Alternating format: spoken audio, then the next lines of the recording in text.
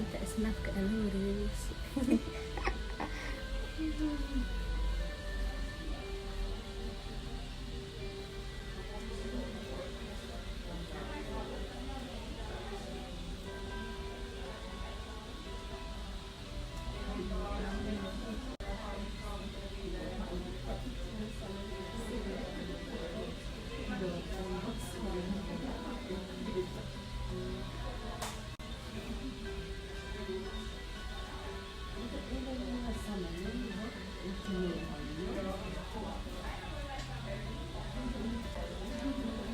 كل المقدرين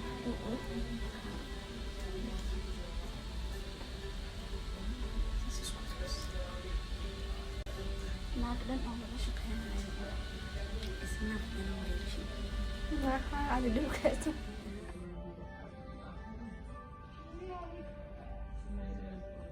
السلام عليكم ورحمة الله وبركاته. إذن سلامة أصحابتك وحران شنال اللي معانا شنال. ما أنت هالكان حكو سمينا يا وجه داق إسكو كان شوفا وحايتني ولا شيء أيام سمينا يا كنت تخيرنا ويتخيرنا محلو بالهنية مركة وجه مركة ودقاء ماك أبوها يسو ولا دقايا عشان وحانون ويا تصور هذا إن شاء الله أنا نيسو أدري طولا هاد الله يتمر لكن step by step aan soo socon hadii uu lahayd.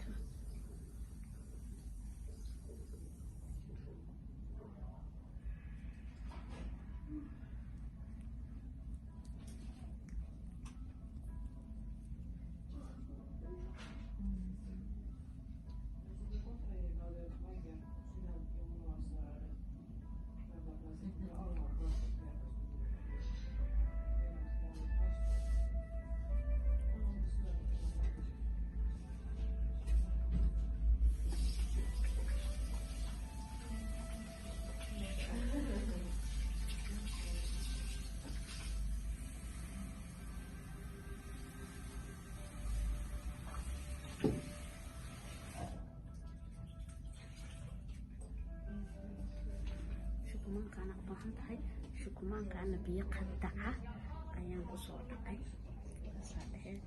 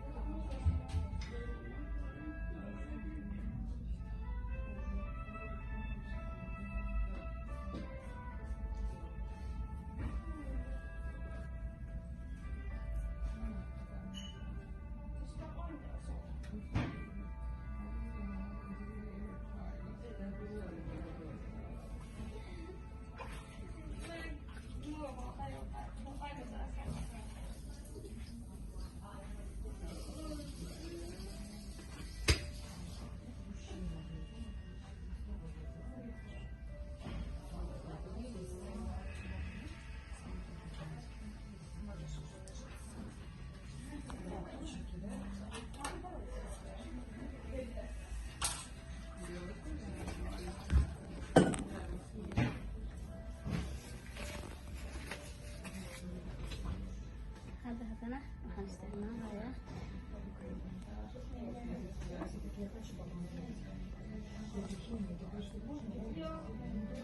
biyo waxaan isticmaalayaa yani wasakh ku harharo kaleeto hadii ay jirto wasakh ku harharay saas ayuu ka sii nadiifinayaa wajiga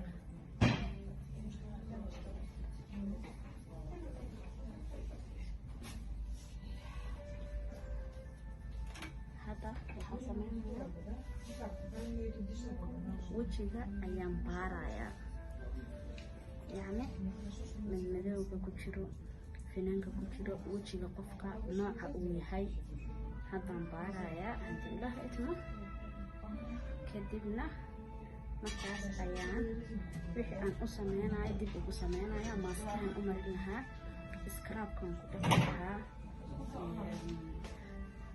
steamerka aan isticmaali lahaa hadii ay jirto waxyaalo madmadow iyo waxaas laga saarayo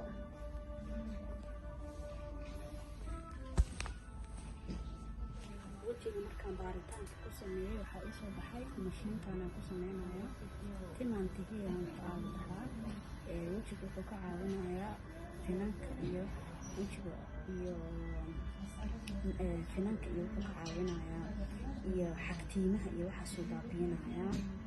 marka kaasa hadda ku sameynaya haddii ilaahay idmo.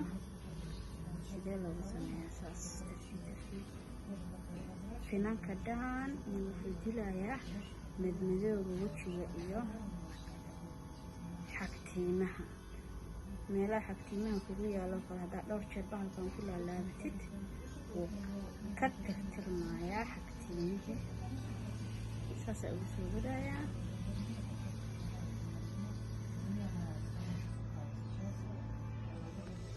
hadda wejiga ayaa la uuminayaa ama steamer qof walba soo u yaqaano si wasaqda wejiga ku jiro iyo finanka dhinta iyo waxaas oo dhan uu u soo baxo haddii ilaahay idmo.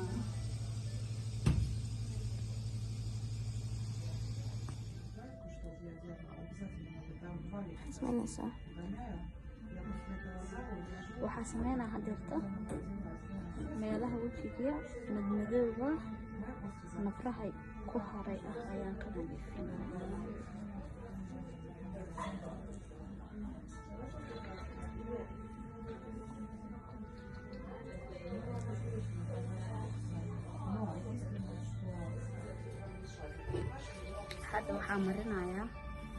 hadda waxaan u marinayaa maaskahan wuxuu siinayaa maqaarka gudaha ayuu kasoo qoynayaa maadaama aan steamer ku bahaleeyena wuu dejinayaa.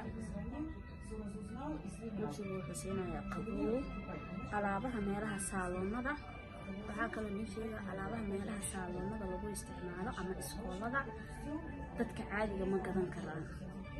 sidaas la ajiri marka waxaa fiican bishii mar inaad timaadid saaloon oo wejigaaga si nadiif gudaha lagaaga soo nadiifiyo waxyaalo dabiici ahna lagugu nadiifiyo. markaas ka bacdi adiga waad ku sii xanaaneyn kartaa guriga haddii ilaahay idmo.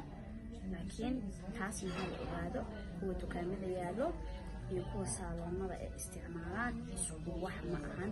waa alaabta saaloonada waa alaab dabiici ah oo quality-geedana 100% yahay.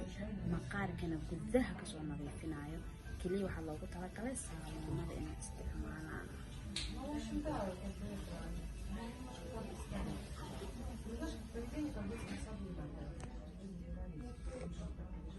haddana waxaan u marinayaa maaskahan waxaa waaye wejiga nafaqo siinayaa kuleelka iyo maadaama steamer aan wejiga ku isticmaalo waxaas ayuu ka caawinayaa. ta kaleeto waxaa fiican bishii mar inaad saaloonada aad tagtiin wejiga aad kasoo dhaqatiin sababtoo ah alaabaha dukaamada caadiga lagu gado iyo alaabaha saaloonada lagu isticmaalo isku mid ma ahan. alaabaha saaloonada lagu isticmaalo 100% waa alaabo adag fiicanna dhakhaatiirna ay soo sameeyeen ma ahan qofku shakhsi wax uu soo sameeyey. waa wax originaal ah ee dhakhaatiir soo sameeyeen. mana lagu gado meelaha caadiga. mana la ogolo dadka inay ama guryaha ku isticmaalaan ama si caadi u isticmaalaan. keliya waxaa loogu talagalay dadka saaloonada inay isticmaalaan alaabtaas iyo ardayda sida anagoo kaleeta. sababtoo ah waa alaab maqaarka gudaha kasoo nadiifinayo. marka waxaa fiican gabar walba ee rabto wejigeeda inay gudaha kasoo nadiifiso bishii mar inaad tagtid saaloonada.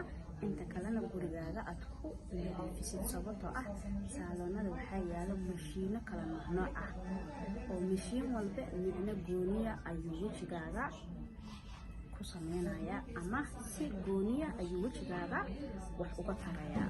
kii dhalaalinaya, kii maqaarka dhintay nadiifin lahaa, kii wejiga ku adkeyn lahaa oo dabacdabaca iyo boqnimada iyo kaa ilaalin lahaa. marka waxaan idiin sheegayaa ku dadaala inaan saaloonada tagtiin haddii ilaahay idmo. hadda maaskii waa kasoo dhaqay. indhaha korkiisa kareemka loogu talagalay ayaan u marinaya haddii ilaahay idmo. maadaama banaanka qofka uu u baxayo waxaa fiican qabowga iyo qoraxda iyo dabeesha in laga xijaabo wejiga. Soomaali saas le noqon kartaa laga xijaabo.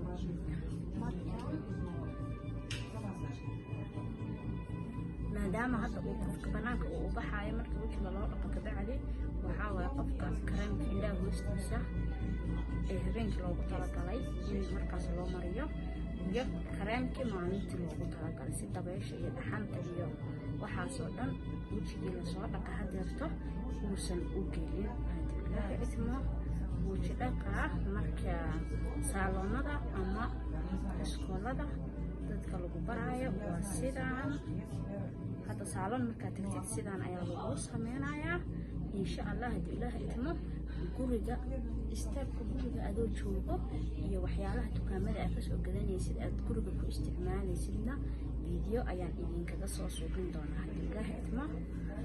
videogan hadeerta waa kii saaloonada caalamiga ah ee caalamka marka aad tagtid sidii wejiga lagugu dhaqi lahaa. ha iga hilmaamin subscribe-ka, share, like, comment qurux badan. anigana videoyo qurux badan iyo fikrado qurux badan haddii Ilaahay idmo.